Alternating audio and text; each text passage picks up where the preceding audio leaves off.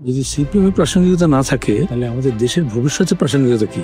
এই জটিল অবস্থা দিয়ে আমরা চলেছি, কোথাও ধরো সন্ত্রাসবাদী হামলা হচ্ছে, আমাদের মানুষের প্রাণ যাচ্ছে, কেউ ধর্ম দেখে খুন করছে জিজ্ঞেস করে, আবার কেউ লাশগুলো ধর্ম দেখে তখন হচ্ছে ঠিক করছে যে রাজনীতিটা কি হবে ভবিষ্যৎ।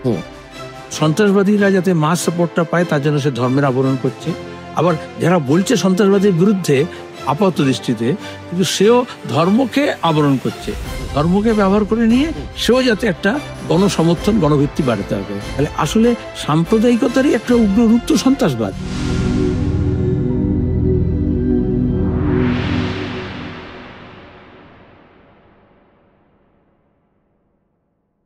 শুরুতেই একটা প্রশ্ন করতে ইচ্ছা করছে যে আজকের রাজ্য তথা দেশের রাজনৈতিক পরিস্থিতিতে সিপিআইএম এর প্রাসঙ্গিকতাটা ঠিক কোথায়, সেটা আপনি যদি একটু বলেন।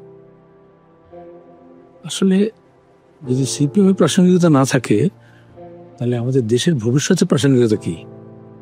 আজকে যে জটিল অবস্থা দিয়ে আমরা চলেছি, কোথাও ধরো সন্ত্রাসবাদী হামলা হচ্ছে, আমাদের মানুষের প্রাণ যাচ্ছে, আবার সেটাকে নিয়ে মুর্শিদাবাদ থেকে কাশ্মীর একটা হই হই করে হিন্দু মুসলমান সাম্প্রদায়িক ভাগ, মানুষের রুটি রুজি, খাওয়া দাওয়া, স্বাস্থ্য, শিক্ষা, এসবের প্রশ্ন নেই, একদম লড়কে লেগে পাকিস্তান, এই যে একটা ভাব তৈরি করা হচ্ছে, এটা তো ক্রিয়েট করা হচ্ছে, কেন করা হচ্ছে?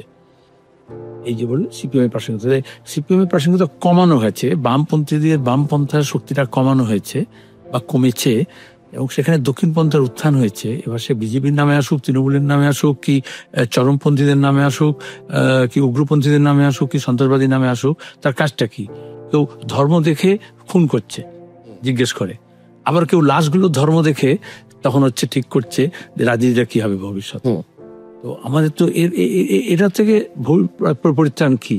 যে লোকটা খেটে খেতে চায়, যে লুটে খাবে না, যে লোকটা শান্তিতে থাকতে চায়, যে যারা হচ্ছে একটা সম্প্রীতির আবহাওয়ার মধ্যে থাকতে চায়, তা এখন তাদেরকেই অ্যাকিউজ করা হচ্ছে।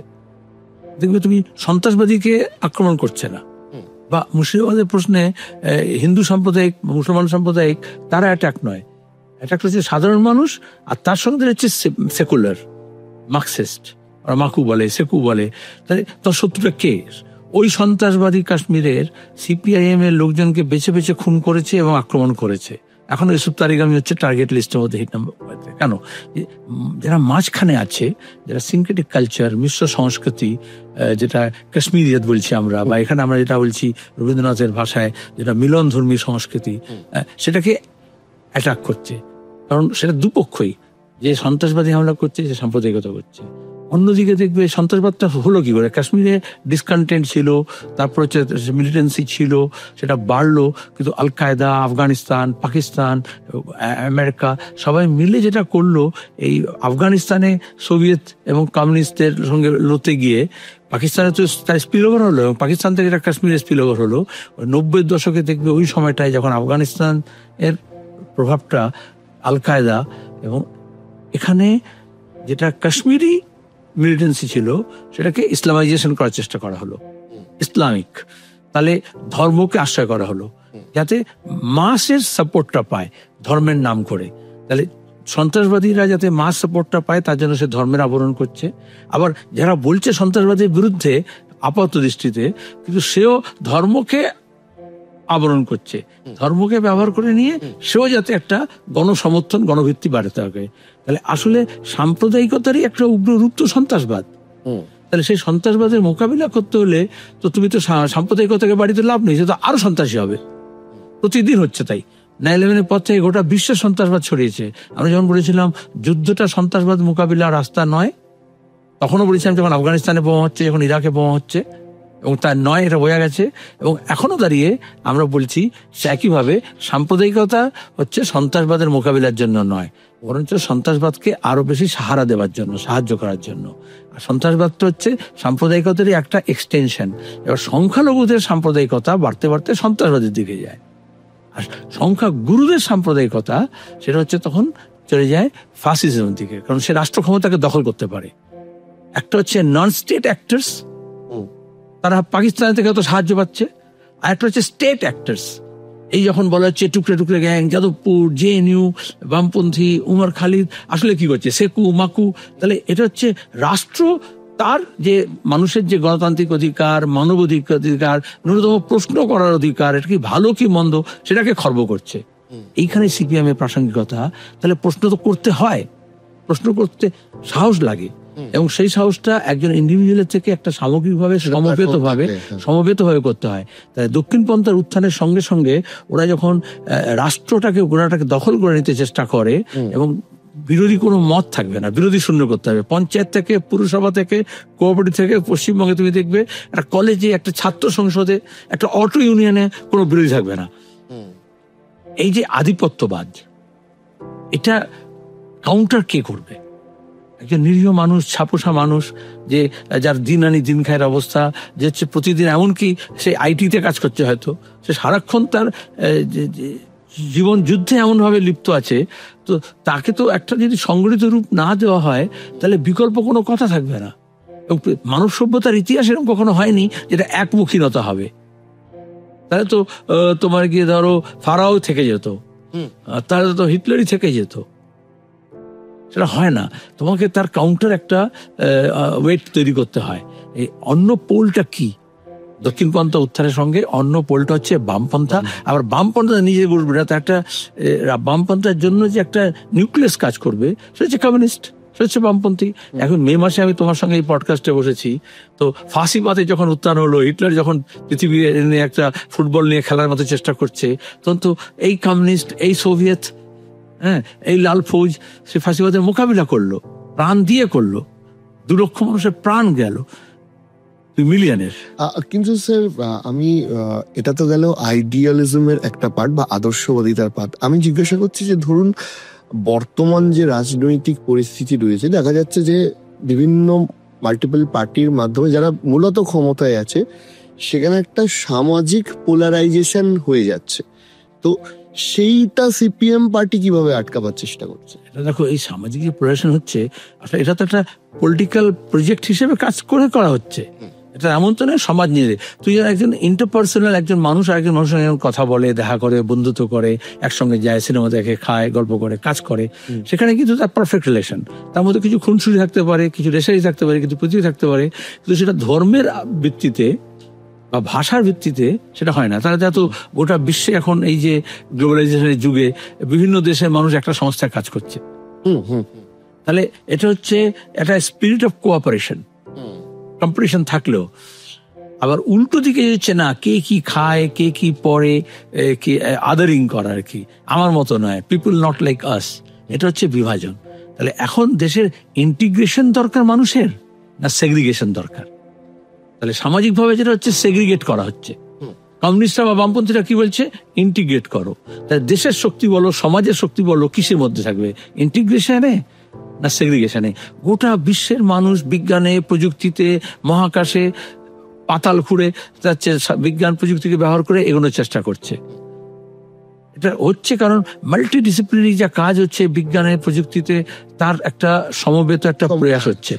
সেখানে তুমি যদি সেগ্রিগেট করো, যেটা রবীন্দ্রনাথের ভাষায় খণ্ড ক্ষুদ্র করে রাখে আর কি, তাহলে বসুধাকে যদি খণ্ড ক্ষুদ্র করে রাখো, তুমি প্রাচীর তুলে রাখো নিজের প্রাঙ্গণে, কি হবে? তোমার শক্তিটাকে বৃদ্ধি করবে দেশের, সমাজের, নাকি কমাবে? তো আপনি যেটা বললেন সেটা আদর্শের কথা, কিন্তু আমি বলছি যে একদম সরাসরি, যেহেতু বাস্তবের মাটিতে ভোটটাও একটা বড় ফ্যাক্টর। ধরুন একটা গ্রামের মানুষ, যে মানুষটা খেটে খাওয়া মানুষ, তার জীবনে সিপিএম এর ইম্পর্টেন্সটা আমি জিজ্ঞেস করছি। এই তো গোটা আদর্শ, বা তিনি তো এত কিছু হয়তো বোঝেন না, আমরা শহুরের জীবনে যে যতটা খবর পাই। বা দেখো Arijit, you are not wrong, কারণ গত 30 বছর ধরে এটা বোঝানো হয়েছে। তুমি বলার সময় বললে দুবার, একবার আইডিয়ালিজম, একবার আদর্শ, এটা তো আদর্শের কথা হয়ে গেল। আসলে এই ভোট বা মানুষের এই চাহিদা, এটা তো লিঙ্ক, এটাকে ডিলিং করার চেষ্টা করা হয়েছে।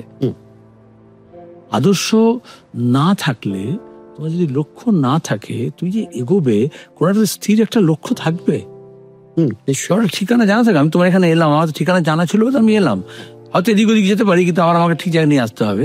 আর তারা আমাকে মাঝখানে হাত পা ছড়িয়ে বলতে হবে আমি কোন পথে যে চলি, কোন কথায় যে বলি। তাই এটা হচ্ছে আদর্শটা খুব খারাপ একটা কিছু জিনিস নয়, কিন্তু এটা গ্লোবালাইজেশনের যুগে এটা একদম মানে মিডিয়া দিয়ে একটা বারবার কুড়ে কুড়ে মানুষের মধ্যে আছে, ওদের আদর্শ আদর্শ দিয়ে কি হবে, লেগে পড়ো ভেঙে পড়ো যে যেখানে পড়ো, কি হবে, কোথায় একটা বিরিয়ানি প্যাকেট পাওয়া যাচ্ছে কি কোথায় কি পাওয়া যাচ্ছে, কিন্তু এটা তোমাকে লং টাইম সাস্টেনেন্স দেবে না। এক এই হচ্ছে কোনো ট্যাঞ্জিবল রেজাল্ট দেবে না। তুমি যদি তোমার একটা লক্ষ্য স্থির না থাকে, তুমি কোথায় আছো এবং কোথায় যেতে চাও, ব্যক্তি জীবনে হোক, পরিবার জীবনে হোক, সমাজ জীবনে হোক, রাষ্ট্র জীবনে হোক এবং গোটা মানব সভ্যতার ক্ষেত্রে হোক, তোমাকে একটা গোল লাগে। এবার এটাকে ঠিকই তুমি কিভাবে লিঙ্ক করবে তোমার যে ডে টু ডে প্রবলেম আছে, তোমার এই মুহূর্তে যে সমস্যাগুলোর সম্মুখীন তোমার দেশের মানুষ। তো এখানে সিপিআইএম এর বা মার্ক্সবাদীদের এটাতে কোনো তো অসুবিধে নেই। ওই যে খেটে খাওয়া মানুষটা আছে, তার তো রুটির প্রশ্ন, তার তো রুজির প্রশ্ন, তার তো মজুরির প্রশ্ন। যে শ্রমিকটা আছে, যে লেবার কোড নিয়ে আসা হলো, তোমাকে এখন এই যে কদিন আগে দেখলে আইটি সেক্টরের ম্যানেজার সে আত্মহত্যা করলো। তো এই যে ওয়ার্ক লোড, ওয়ার্ক প্রেশার যে কাজের মধ্যে, কারণ হচ্ছে কেউ বলছে 90 ঘন্টা কাজ করিয়ে নাও, 70 ঘন্টা কাজ করিয়ে নাও, এবং তোমার যে সাধারণ মানুষের তোমার কোনো বলার অধিকার থাকবে না। আসলে তোমার অধিকারটা কেড়ে নিচ্ছে। যে মেয়েদের 8 ঘন্টা কাজ, 8 ঘন্টা হচ্ছে তোমার গিয়ে বিশ্রাম, 8 ঘন্টা হচ্ছে তোমার গিয়ে ফুর্তি আনন্দ, সেখান থেকে তোমাকে বলা হচ্ছে তোমার সময়টাকে চুরি করে নিচ্ছে। কার জন্য করছে? মুনাফার জন্য করছে। যে মুনাফা করছে তার কিন্তু একটা আইডিয়াল আছে, তার একটা লক্ষ্য আছে, সুপার প্রফিট করবে, সে কিন্তু গোটা বিশ্বটাকে মুঠোর মধ্যে নিয়ে আসবে। কিন্তু অন্যকে বোঝাচ্ছে এসব ভেবে কি হবে তোমার, তুমি তোমার কাজে মন দাও। হ্যাঁ, কঠিন পরিশ্রমের কোনো বিকল্প নেই, অবশ্য কঠিন পরিশ্রম করতে হবে, কিন্তু কার জন্য? সেই শ্রমের ফলটা কে নেবে? এই যে এখানে কাটমানি, এই যে এখানে দুর্নীতি, এই যে ছেলে মেয়েদের চাকরি হলো না, হ্যাঁ, বা চাকরি হয়েও চাকরি হারা হচ্ছে, বা যার চাকরি হওয়ার কথা তার হয়নি, বা কেউ টাকা পয়সা লুট করেছে, সে ভাইপো করুক, তার কোম্পানি করুক, লিপস অ্যান্ড বাউন্স করুক, কিন্তু এটা তো তার তো একটা লক্ষ্য আছে, কি আছে? যতটা পারো হাত দাবছিল, টাকা রোজগার করে নাও, লুটে নাও। কিন্তু যে মানুষটা কবরতকহীন হচ্ছে, তার যদি কোনো লক্ষ্য না থাকে জীবনের, তাহলে সে তো শুধু ইনভার্টাতে শুধু ইট বানিয়ে গেল আর কি। তার একটা গোল লাগে, আর সেই গোলটা এককভাবে হলে আর সামূহিকভাবে হলে, এককভাবে যদি হয় ব্যক্তিগত ফ্রাস্ট্রেশনে আসে, যখন এই পরিবেশটা পরিমণ্ডলটা এমন তৈরি হচ্ছে যে আর হাত পা ছাড়ানোর কোনো জায়গা থাকে না, ক্রমাগত সেটা বন্দির মধ্যে যাচ্ছে, মানসিকভাবে সে অসুস্থ হচ্ছে। আমাদের দেশে এখন সবচেয়ে বেশি মানসিক রোগের হার বেড়েছে। তাহলে সেখানে তোমাকে আলাদা আলাদা দ্বীপে পাঠিয়ে দেওয়া হচ্ছে। আইডিয়ালিজম তাহলে একটা 1 নম্বর আদর্শ যদি হয়, তুমি আলাদা দ্বীপে গিয়ে বাস করবে সংযোগবিহীন হয়ে করে, নাকি একসঙ্গে সাঁকো তৈরি করবে? তাহলে আমার আইডিয়ালিজম বলছে মানুষের সঙ্গে মানুষের সাঁকো তৈরি করতে হবে, এবং সেটা করতে গেলে কেউ কেউ বলছে হিন্দু হিন্দু হয়ে যাক, ঠিক উল্টো হচ্ছে মুসলমান হয়ে যাক।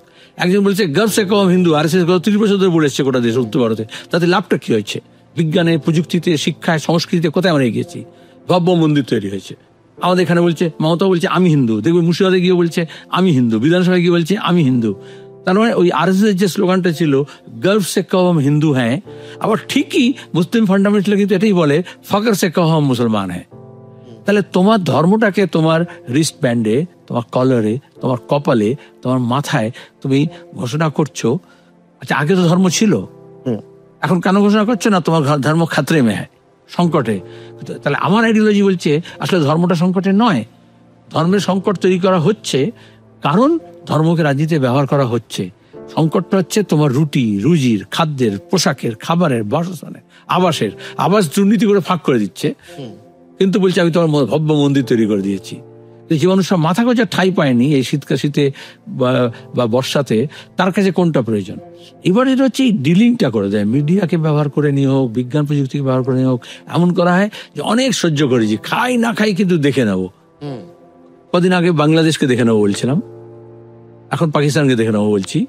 3 বছর আগে ডোকলামের সময়, গালওয়ানের সময় চীনকে দেখে নেবো বলেছিলাম, কোনো কাউকে খুঁজে দেখে নেয়নি।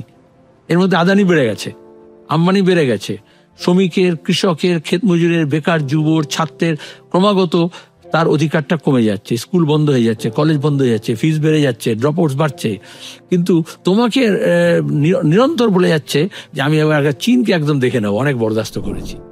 তারপরে বললো আমি বাংলাদেশকে দেখে নেবো, তারপর বললো আমি তোমাকে পাকিস্তানকে দেখে নেবো। দেখে নে না ভাই, অসুবিধা কিছু নেই, কিন্তু দেখবে না, কারণ ও গ্যালারি প্লে করছে, এবং কোনোটাই কিন্তু সীমানার ওপারের গ্যালারিতে না, খেলছে সীমানার এপারের গ্যালারিতে।